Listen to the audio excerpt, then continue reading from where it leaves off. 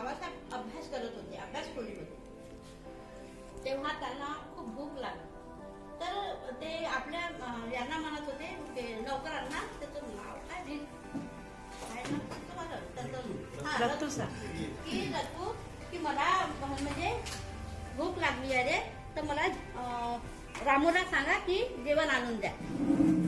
आता त्या दिवशी म्हणजे खरंच घरामध्ये काहीच नव्हतं. घरी काही नसल्यामुळे म्हणजे 2 मुलं होते, यशवंत आणि मुकुंद, म्हणजे त्यांच्या पुतण्या, आणि घरातले काही लोक. घरात काहीच नसल्यामुळे ते लोक उपाशी झोपले. तर घरात काही नसल्यामुळे रामूबी चुपचाप बसले, आणि बाबासाहेब काही थोडे बहुत रागीट स्वभावाचे होते, तर त्यांच्या समोर कोणीच काही बोलत नव्हते. आता तसे करून सगळ्या बाबासाहेब अजून पुन्हा आपल्या अभ्यासामध्ये तल्लीन झाले. तल्लीन झाल्याच्या नंतर मध्ये पुन्हा त्यांनी म्हणजे 1-2-3 तास झाले, तर पुन्हा रतूला आवाज दिले, रतू अरे मला भूक लागली, तुम्ही ऐकलंच नाही का रे? हो बाबा. पुन्हा गेले रमाईकडे, तर रमाईनी सांगितलं की बाबा रतू असे प्रसंग आहे, आता काय बोलायचं, काय सांगायचं, म्हणून रमाई बी शांत बसल्या. असे करून करून त्यांचं म्हणजे 7-8 घंटे निघून गेले. जिंकत आले, ते पैसे आणतात आणि पूर्ण रामू सांगायचे, रामू मला माफ कर. मला माहिती झालं आणि बाबासाहेब रडायला लागले की मला माफ कर, की घरात तुम्ही माझ्यासाठी तुम्ही इतकं म्हणजे मी लक्ष न देता तुम्ही म्हणजे उपाशी तापाशी झोपता. तर पूर्ण पैसे आणला बाबासाहेबाने रमाईच्या हातामध्ये दिला. रमा हे मोजून घे आणि जे काही लागते तू ते घेऊन घे आणि मोजून घे. आता रमाई मातेला मोजता नाही, म्हणजे त्यांना जास्त शिक्षण नव्हतं ना, तर ते एक गट्टी उचलून असे 10 गट्ट्या ठेवत आणि अजून पुन्हा विसरत अजून मदत. बाबासाहेब आंघोळ करायला गेलो, आंघोळ करून आले आणि हसले. काय रमा काय करत आहेस तू? नाही साहेब, मला तेवढी गिनती नाही येत, तर मी मोजत आहे ना विसरतो.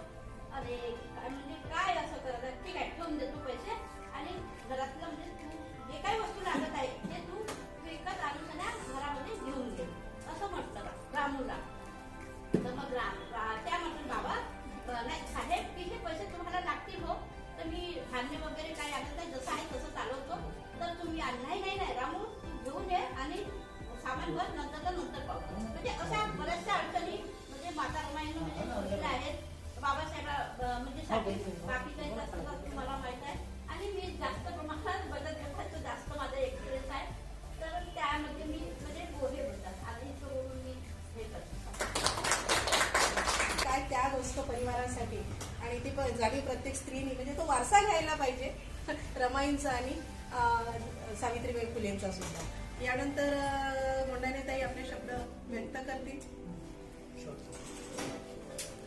साहेब मला कितीपर्यंत पैसे देतील, केव्हापर्यंत देतील? आज देतील, उद्या देतील, नंतर देतील नाही, म्हणून मी स्वतः कपड्याची दुकान टाकली आणि जो पैसे येतो कपड्याच्या दुकानातून माझा जो मला गर्व आहे की बापाने आपल्याला एवढं मोठं दिलेलं आहे.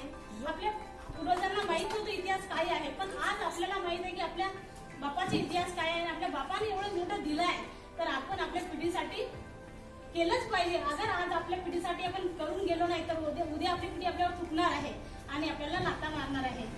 तर सर्वप्रथम सर्व महापुरुषांना अभिवादन. आणि आज 7 फरवरीला माता रमाईची जयंतीनिमित्त आपण इथे कार्यक्रम ठेवलेला आहे. बहुशे लोकांना माझा परिचय माहिती आहे, मी जास्त काही बोलत नाही. माझं खूप मोठं कार्य आहे. सरांची खूप मोठी तळमळ होती की रोहित सरांना मला भेटायचं आहे. खूप सर त्यांचे कंटिन्यू व्हिडिओ पाहत होते, तर माझ्या माध्यमातून हे सर्व घडून आलं आणि मी सरांना माझं बोलणं केलं सणाशी. तर नागपूरला आम्ही नागपूर एअरपोर्टला आणि आम्ही इथेच नागपूरला भेटतो तुमच्या ऑफिसला. तर आम्हाला असं वाटलं की खूप मोठी गर्वाची गोष्ट आहे, आम्हाला तर अभाग्य लागलं असतं. पण खूप लवकर असं स्वप्न वाटते की सर आपल्या ऑफिसला आले आणि आपल्या सर्वांच्या दिवसामध्ये आता हे मला एक खूप मोठं स्वप्न वाटते. आणि मला असं वाटते की एवढं हजारोचे संख्येत 10,000 20,000 सैनिक आहेत. जिथे पाय ठेवेल तिथे पाणी निघते आणि माझं कुठलंही कार्य अशक्य झालं नाही, सक्सेस. जिथे मी पाय ठेवते माझं कार्य सक्सेस होते म्हणजे सक्सेस. पण मी एक सेवा व्यक्ती आहे आणि धर्माचा प्रचार मी कंटिन्यू करते आणि बाबासाहेबांचा प्रचार करते. कोणी मला म्हणू शकत नाही की महिला अशी आहे नाही, कारण की मी स्वतःचा पैसा खर्च करते त्यासाठी आणि अहोरात्र माझी मेहनत आहे त्याकरिता. म्हणजे युनिव्हर्सलला मी धन्यवाद देते की सर लवकरात लवकर आम्हाला मिळाले आणि त्यांच्या बाई ते ऑफिसला लागले आणि प्रत्येक घरापर्यंत प्रत्येक व्यक्ती सक्षम बनावा अशी माझी तळमळ आहे. एवढेच बोलून मी यानंतर लॉजिक वन कंपनीचे managing director mister Lokesh Gajbir sir यांना मी इन्व्हाइट करते, पण याच्याबद्दल थोडक्यात मी सांगेन. सरांचा थोडक्यात परिचय करून देते. सर नेटवर्क मार्केटिंग इंडस्ट्रीमध्ये जवळपास 20 ते 25 वर्षाचा त्यांना अनुभव आहे. स्वतःचे ट्रॅडिशनल बिझनेस सुद्धा केलेले आहेत, पत्रकारितेमध्ये सुद्धा आहेत आणि नाटककार आणि फिल्म म्हणजे चित्रपट सृष्टीमध्ये सुद्धा यांनी काम केलेलं आहे. तर मी सरांना इन्व्हाइट करते, थोडक्यात मार्गदर्शन करावं आम्हा सगळ्यांना. पर्सनॅलिटीचे पाय लागलेले आहेत आणि हे सगळं जे आहे ते जर लवकर करायचं असेल त्याच्यामुळे आपल्याला त्यांचे पाय इथे लागले, आपण मुंबईला जायची गरज पडली नाही. हे खूप मोठं आपलं सगळ्यांचं भाग्य आहे. आपण जो कॉन्सेप्ट तयार केलेला आहे हा प्रत्येक गरीबाच्या घरी 10 तोडे, 20 तोडे, 50 तोडे, 100 तोडे सोनं केलं पाहिजे. त्याचा एकच उद्देश आहे की आपले बुद्धिस्ट इकॉनॉमी मोठी झाली पाहिजे. हा एक सोशल इकॉनॉमी फाउंडेशन प्रोजेक्ट आपण डिझाईन केलेला आहे आणि पुढे दादांचे इंटरनॅशनल लेवल ऑफिसेस आहेत, त्यांचा इंटरनॅशनल लेवलचा बिझनेस आहे. समुद्रातून गोल्ड काढून त्याचे क्लॉथ बनवण्याची त्यांची फॅक्टरी आहे. मॉरिशसला फॅक्टरी आहे आणि मुंबईत अंधेरीला ऑफिस आहे. 2 ऑफिस आहेत मुंबई शहरात आणि खूप मोठं काम आहे त्यांच्याकडे. खूप मोठं एम्पायर आहे, खूप मोठी टीम आहे. ही युट्यूब बघताना गर्वाची गोष्ट वाटत होती की जगातल्या 3 कंपन्यांमध्ये आपल्या माणसाची कंपनी आणि ते इंडियात नंबर 1. हे खूप मोठी गर्वाची गोष्ट आहे. व्हिडिओ पाहूनच माझा कॉन्फिडन्स वाढत होता. येस बरोबर आहे, व्हिडिओ बघून तुमचा पण कॉन्फिडन्स वाटला. मी तर स्वप्नच पाहलो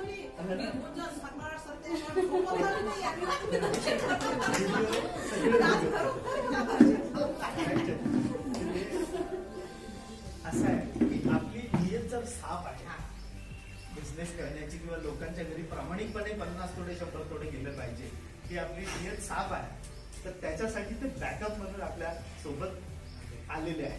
समुद्रात जेवढं सोनं आहे तेवढं काढायचं आणि प्रत्येक गरीबाच्या घरी वाटायचं. हे काम आम्ही करणार आहे आणि सप्लाय करणार आहोत सर. आणि त्यांचे सोन्याची कपड्याची फॅक्टरी आहे, म्हणजे आपल्या शर्टला तिथे सोनं मळवून देतात त्यांचे टेक्नॉलॉजीने. तो शर्ट धुतला तरी ते काही सोनं वेस्ट होत नाही, पण तो शर्ट कधी विकला तरी विकणार. बरोबर आहे, त्याच्यात इनबिल्ट प्रॉपर्टी आहे. म्हणजे काय आहे की आता आपण बाकी कपडे फाटतात, धुवून हे होतात, पण त्यांची क्वालिटी खूप रिच आहे आणि फॉरेनमध्ये खूप त्यांचा व्यवसाय आहे, विकतात आहे ते सगळ्या गोष्टी. तर आपल्या ऑफिसला आता पुढचे जे प्लॅनिंग्स आहेत, आता तर माझं मॅन्युफॅक्चरिंग युनिट टाकायचा विचार होता, पण सोबतच सरांचे एक्सपर्ट टीम आलेली आहे. सर मॅनेजर आहेत, त्यांची स्वतःची मायनिंगचे बिस्किट बनवण्याचे वगैरे कारखाने आहेत. तर आपल्याला सगळं रेडीमेड मिळालं, सगळं रेडीमेड. म्हणजे आपल्याला आता त्याच्यात नाही आणि एकच उद्देश आहे, सगळे लोक श्रीमंत झाले पाहिजे. स्पेशली तळमळ आहे, आपल्या लोकांनी फ्रंटला यावं, पण दुसरेच लोक आधी येतात ना, फटाफट आपल्या आयडिया लावून घेतात.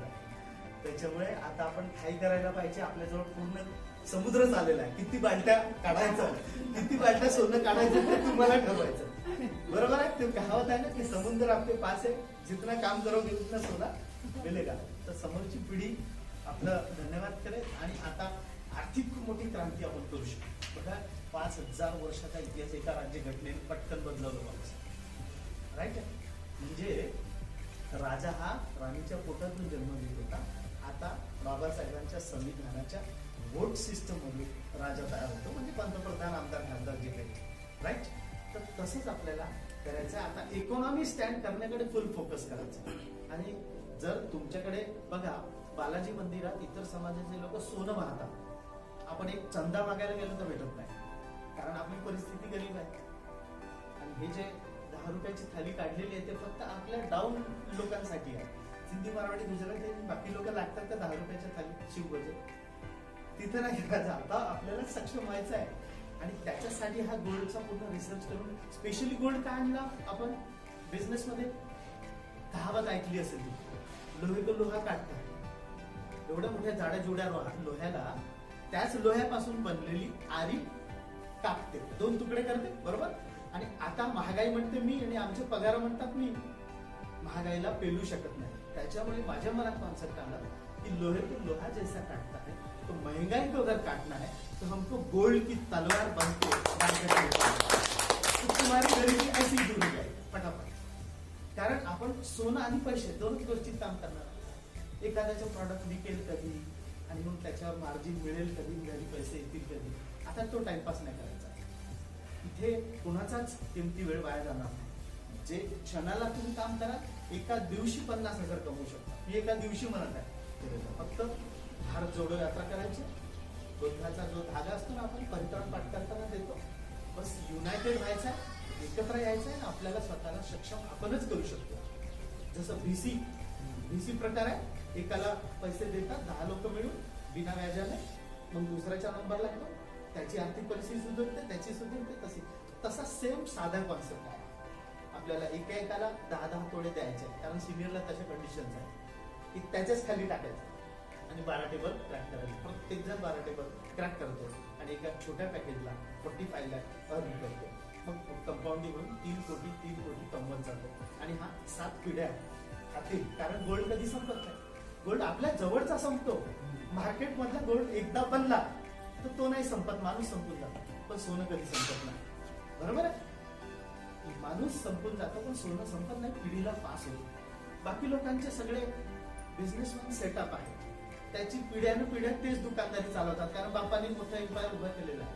आपल्याकडे तसंच नाही. क्लास 1 ऑफिसरही असेल ना, रिटायर झाल्यावर त्याचे पुरे बेरोजगार.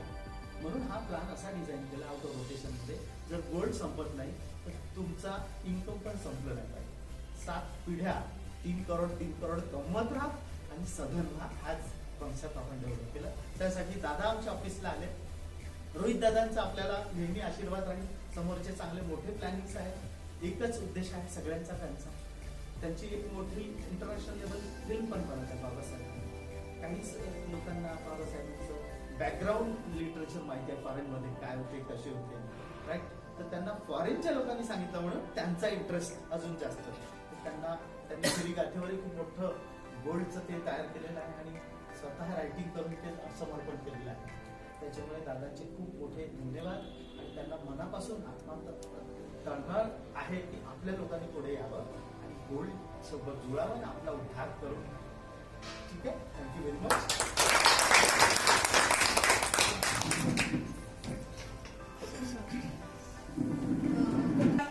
रोहित त्याचा पुरेपूर तुम्ही फायदा घ्या आणि जवळपास 2 वर्ष झोप सोडून द्या.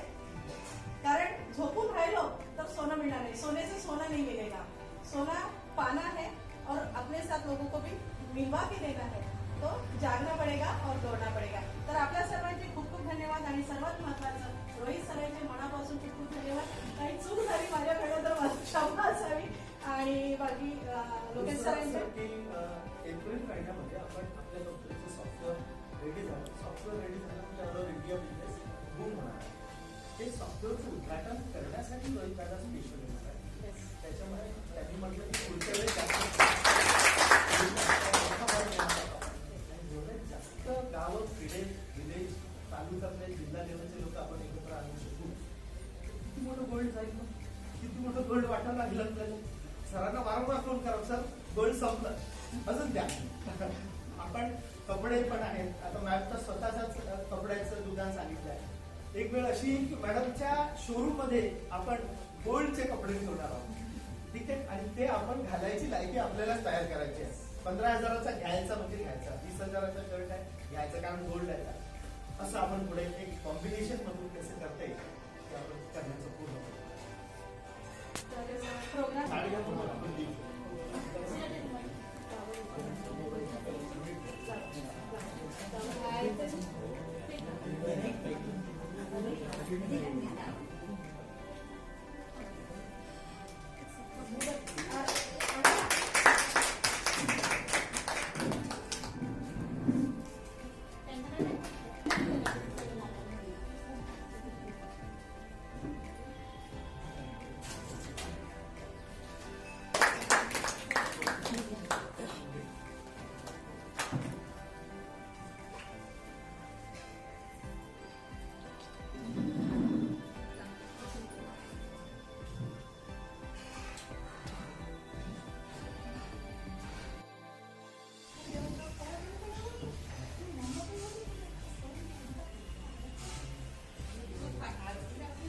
तेव्हा